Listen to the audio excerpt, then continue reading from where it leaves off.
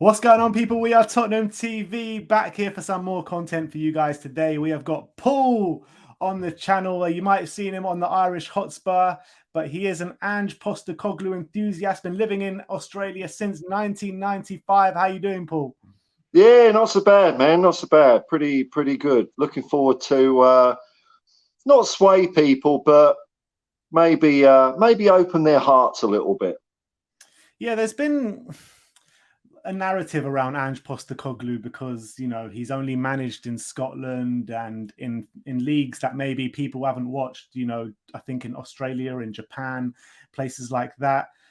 What kind of myths can you dispel about Ange Postecoglou? Because people don't think too much about him because of the leagues he's managed in.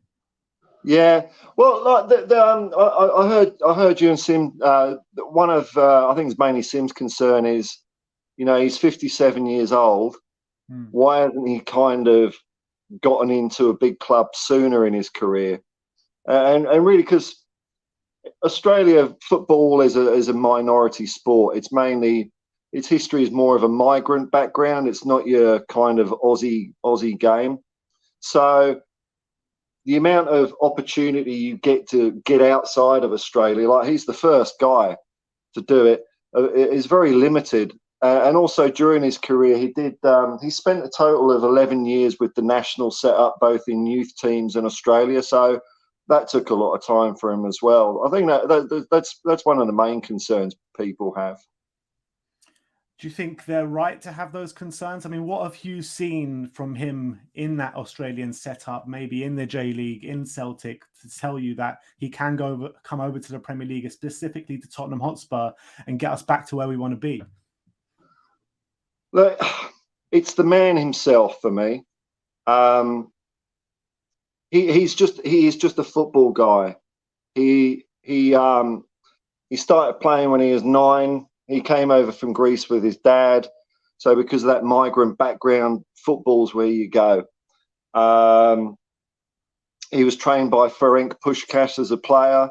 He captained his side, South Melbourne Hellas, to a premiership. He managed them to 2 premierships.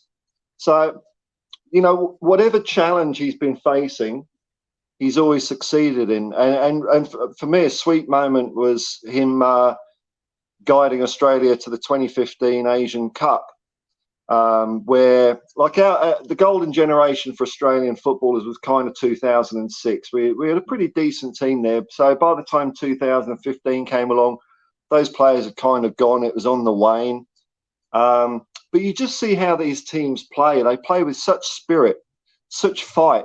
They're always at it. You won't see any Tottenham tactics of walking around, hands on hips, pointing and shit like that. It's always passing forward. Yeah. Oh, dude, man, don't get me started on that guy. If his teams pass back too much, he gets the absolute shits with it. He can't stand it. So, even though he likes to play a possession-based football, it's possession with a purpose. It's not tiki-taka, pointless stuff. It's always on the front foot, going for the goal. You see, that kind of brings me to comparisons to maybe Arne Slot, maybe Pep Guardiola in the way he does play his football. And I heard Pep Guardiola when he played a friendly, I think, against his team, Yokohama. And he was giving him a lot of praise, Again, it was only in a pre-season, so how much can you actually go on? But Pep Guardiola was full of praise of Ange Postecoglou. And do you think that was correct praise there? Absolutely. I mean, everyone that comes in contact with him, whether they've played for him or competed against him or managed teams against him, have got nothing but praise for the guy. He really understands that football isn't just a game. It's a way of life for people. It is so important. So when he started, and look, this is understandable. Spurs fans being, who is this guy? Because I saw Celtic fans go through exactly the same thing. I was watching channels like 67, Hail, and Celtic Way, and they're all saying, "What the hell? We were going to get Eddie Howe. Why are we getting this Australian dude? Who is he?" and he won them over very quickly. He knows football history. His knowledge of football is outstanding. I guarantee if he walks in the door at Tottenham, he won't have to learn all about our history. He'll know it. He'll know it, and he'll know what it means to the people, to the supporters that have, been passed down from their parents. He'll know about the 61 double side, Bill Nicholson, about glory is the important thing for Tottenham. He'll already know all that. We've spoken about on the channel how, me personally, I thought Arne Slot was a really good fit for Tottenham. The way he carried himself, the football that he plays. Do you think Ange Postecoglou is also a very good fit for Tottenham?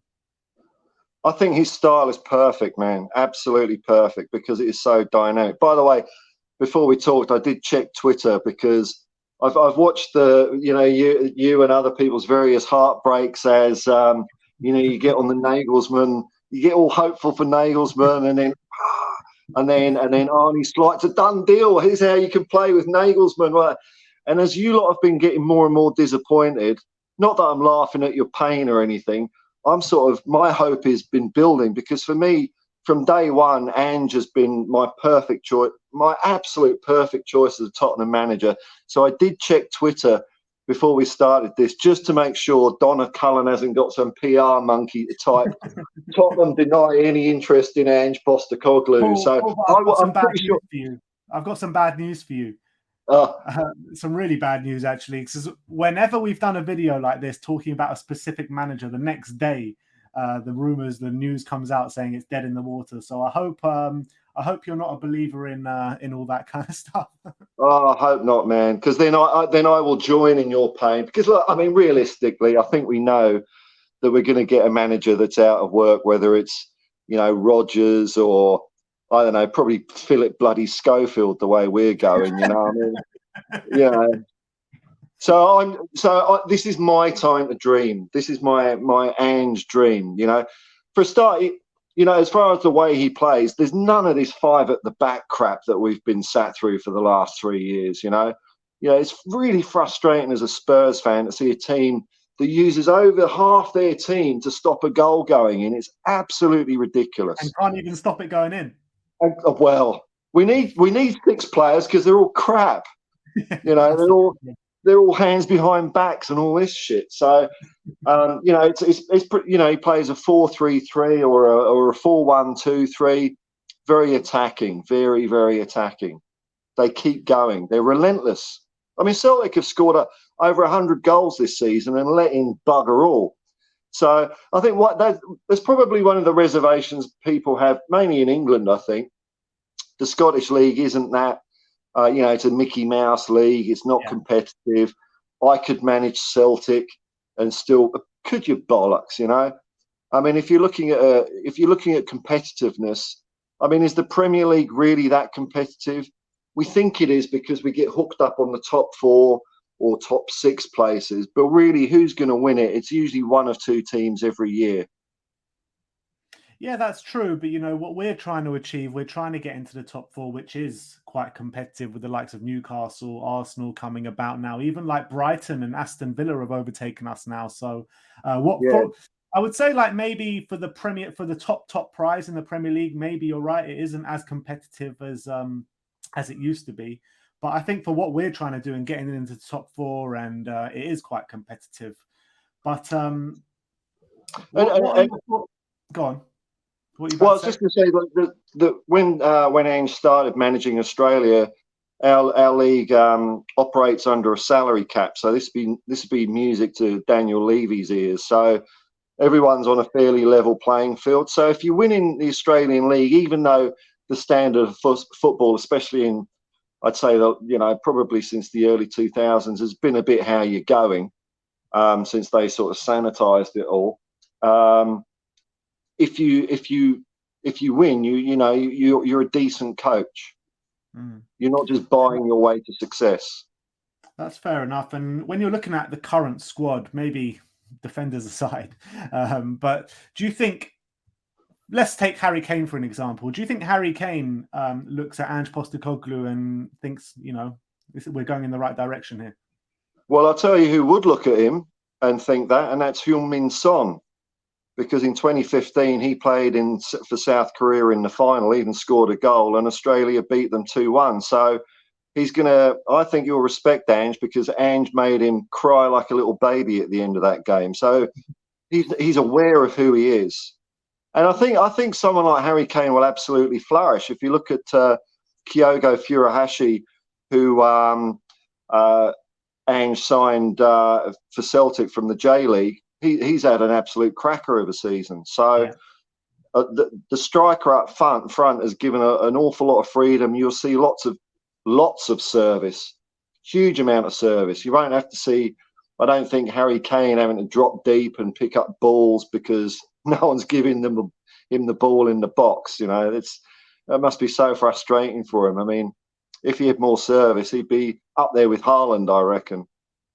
And it's also a move that I agree with that, first of all. And it's also a move that could potentially make sense, because when the Scott Mann deal started to come about, I always thought that Ange Postecoglou might be his point of call, because of maybe they must have some sort of relationship from being in Australia. Yeah, well, I mean, this gets me on a point, because I have been doing the rounds talking about Ange, and and a couple of people said, "Oh, you're just saying that because you're Australian." I mean, for a start, my nationality is all over the place. I've got 3 passports. I'm like a crap-born identity because they've all got the same name on them. But this is the most important thing to me. This thing here, and I wouldn't be suggesting it if I thought he was no good. And Scott Munn's an Australian. And to be quite honest, I'm a bit about him. He's not a football guy. Yeah. I think he's lucked his way into sports administration. Australia sports administrators, just like a lot of administrators around the world, are a bit average. So Scott Mann is not someone that excites me. Maybe he'll do all right, maybe he won't. But he's Australian, and I'm not putting my hat in his ring, but Ange is a different kettle of fish, absolutely different kettle of fish. What would he need from Daniel Levy and in transfers that we don't have in the current squad to take us forward?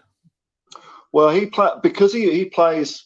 I mean, there's been no surprises here, I think, for anyone. But he plays 4 at the back with inverted fullbacks. They're quite advanced up the pitch, but you still generally have wingers in front, and he'll have an inverted wing back to like create an overload. But because they're so far up the pitch, you really need some really strong centre halves in there. So like Cameron Carter-Vickers has had a great year for Celtic. Not that I'm saying he's necessarily good enough to play for Spurs, but you need an oak tree to shore up the defence. What you'll often see is everyone's fairly up the pitch, and you see at the moment Joe Hart is kind of 25 yards up the pitch himself, and there's a good advert for Ange. He got Joe Hart to play well again, so he's a miracle worker. But he will need at least one centre back and a goalkeeper. As far as the midfield goes, he doesn't really seem to be too reliant on defensive midfielders. He's more about flair going forward and creativity. So I'm not sure if that will fit Højbjerg, but it will fit the likes of Sarr, Bentancur, Basuma. I think whatever manager we get, it comes down to the same thing. We ain't got defenders. We just don't. Do you think Cuti Romero will flourish in that system, and obviously would need a good ball-playing goalkeeper? I think so. I think you'll need someone beside him that's perhaps a bit more disciplined. And Ange himself, when he played, he was a left back. So even though he plays attacking football, I don't think he'll take any shit from defenders, shirking responsibility, hiding from the ball. That's the sort of stuff we've been seeing all year. They're trying to call for the ball whilst being totally unavailable to make it, try and fool people to make it think that they're being active in the game when they're really not. So you're not going to see any pointing or anything like that under Postecoglou. Also, he's not afraid of a clear out. He's done it a couple of times, and when he took over Brisbane Roar, which even though the A-League is a bit how you're going, Brisbane under his management had 36 games without defeat.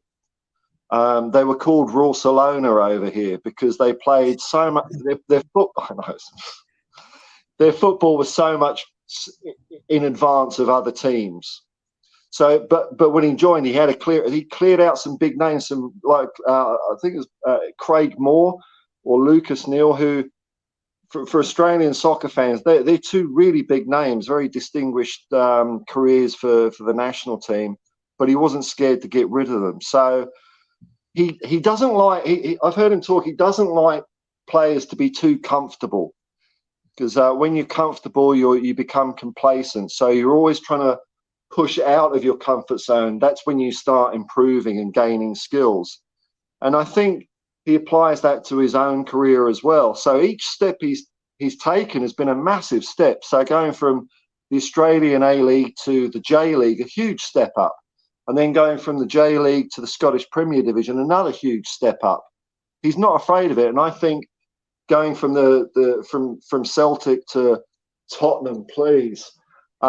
It's a huge step up, and I get that people are a bit wary of it, but I think he'd relish it, and I think he's really, really up for that sort of challenge. He wants to be the best manager he can possibly be, and play the beautiful game the way the beautiful game should be played. Do you think that potentially his tactic could be a bit naive coming to Tottenham, and does he have a plan B? Can he change things up within games? Look, that could be a possibility, because in some of the Champions League games, it didn't quite work out. Now, I mean, that was partly because of the experience at that level for the team, I think, but because it was very front foot and very hard pressing as well. For example, in the game against Real Madrid, they hit the woodwork so many times. It was fine margins in that game, but come to the 60th or 70th minute, start to run out of steam a bit. But really, his plan B is to just do plan A better. Right. So he will change things a little bit, but you won't really. I don't think you'll see him suddenly switch to 5 at the back. He does sometimes go 3 at the back, but I mean 3 at the back and not 5, because the other 2 guys are way up here. Got you. And a lot of the time, it actually looks like he's playing 2 at the back, which reminds me of the Ozzy Ardiles days a little bit. But I mean, what you say there is a fair point, naivety. But I mean, he's been around the traps, and he is a student of the game, and he does learn quickly. And if he does get caught out, which he did do against some of the teams in Europe, he'll just tell his defenders and players to do what he says, but better. Because I think in his mind, and I think he's got good reason to think this, that when teams play his way, it's very, very successful. Mm. And what else I've been reading about him is his man management skills, and how players really buy into what he wants to do, and how players who do play for him really end up loving the guy. Are you of the same thinking? Have you done the same research kind of thing? Oh, absolutely. I mean, you can look on YouTube for some of his team talks, and yeah, they look good. Yeah, I mean, I could break down an outdoor with my old chap after hearing one of his speeches. It is, but not just the man. So his man management of players, as he said, he's great. People will do anything for him, but he does also maintain a distance. So he's probably not quite as pally as maybe a Pochettino. But that also gives him the ability, if a player isn't performing, he's not going to play them just because they're his mate, like maybe Ryan Mason's doing at the moment. But the other part of what I would still say is man management, is the way he interacts with fans. You probably remember the days of Martin Jol. Yeah. He's that kind of guy. He speaks the fans' language, and this I think is a really important thing about Postecoglou. Is when he joined Celtic, it was kind of in disarray. It was on the slide.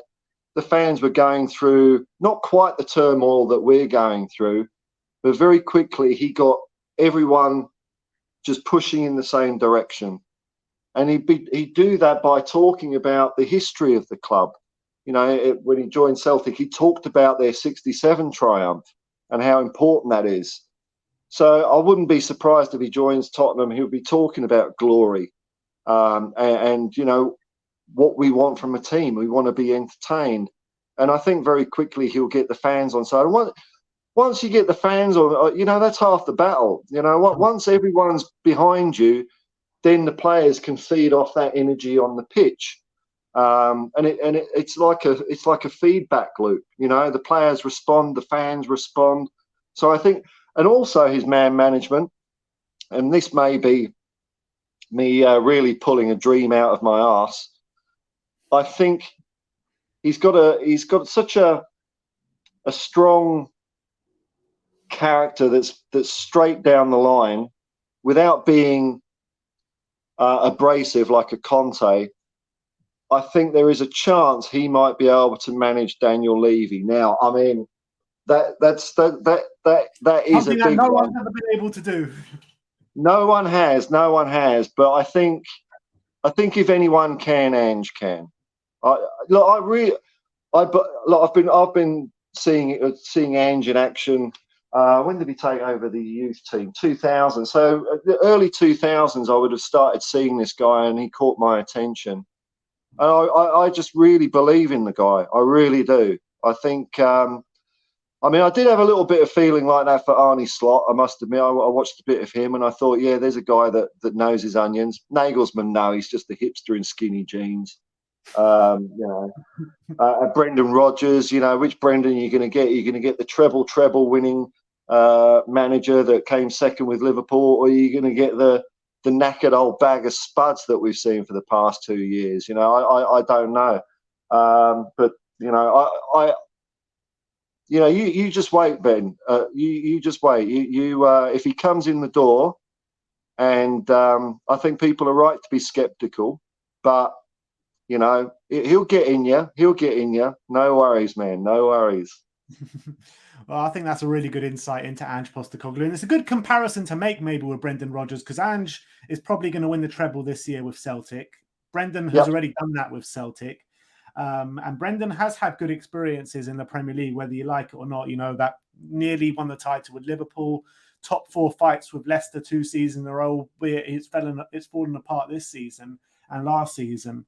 But fans are heavily reserved about Brendan Rodgers because of maybe his recent time with Leicester. But what people say about Ange Postecoglou is he's, like I said before, he's only managed in the Scottish League and he's only managed in the J League. So I think there's going to be reservations about him. But I think you've done a good way in dispelling those myths. Well, I could chuck in Alex Ferguson and Arsene Wenger. Arsene Wenger had managed in France as well, but they didn't do too badly, like it or not. So, you know, sometimes it just comes down to opportunity. There's probably managers in the Isthmian League South that could manage in the Premiership, but even if they have a successful career, they might just get up to the Conference because those doors aren't visible to them. So, you know, and I don't think age is a concern. I don't care if someone's 20 or 60. If they're the right man, they're the right man. And I 100% believe Ange is the right man. And I know I'm going to be very, very disappointed when I see that press release saying Tottenham don't give a crap about Ange. We're not interested. Callum thinks he's too old or something, you know. Along those lines. Oh no, man! I'll tell you what, this club is heartbreaking, isn't it? It's a bloody nightmare. Yeah. But yeah, Ange Postecoglou, man, it's get it done. Just get it over the line, man. And I think he's on a. I might be wrong on this, but I think he does rolling 12-month contracts with Celtic. So that will be up, I think, at the end of the season. Maybe after the Scottish Cup final. And look, for me, if the reason why we haven't hired a manager yet is because we're waiting for a manager that's committed to a club until the end of their season, you know, I think that's quite a positive trait in a manager, not to just jump halfway through a season. Brendan Rodgers did do Celtic when he left there. If that's why we haven't hired a manager, then fair enough. But I mean, maybe we should have got someone in like Harry Redknapp to the end of the season to help out. But if we don't get Ange and we end up getting one of the others, then I'm going to be really disappointed. I'm thinking, why didn't we hire them back in March when all this was in the offing, But, Just one more question for you. Do you know how he likes to work within a structure? I mean, does he like a sporting director? Does he do his own scouting and do his own transfers? Which way does he like to work? Because I know in Celtic, he's brought in loads of players, I think his own players or players that he has scouted himself from the J League. Well, when he joined Celtic, he didn't bring any coaching staff with him. He just said, look, I'll work with what you've got there. And over time, he started changing it. So he doesn't need to, come in with a great big cohort of people. He might well come in on his own. I think his scouting is phenomenal. His knowledge of players all around the world at all levels is amazing. And, I'm a bit old school.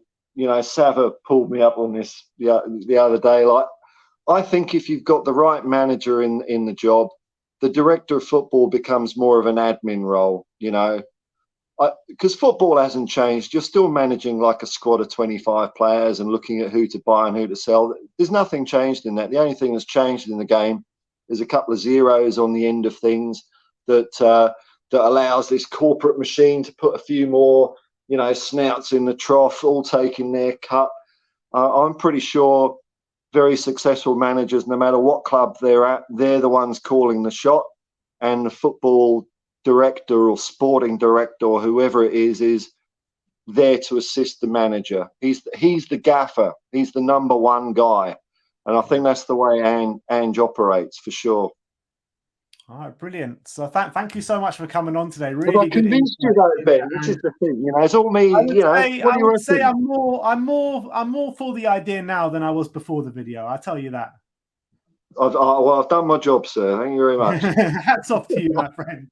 No, but thank you so much for coming on, and it's been really interesting to hear what you have to say. I hope you guys out there have really enjoyed it as well. Let me know in the comment section below your thoughts on Ange Postecoglou after watching this video. But Paul, it's been a pleasure to speak to you. So thank you so much for coming on.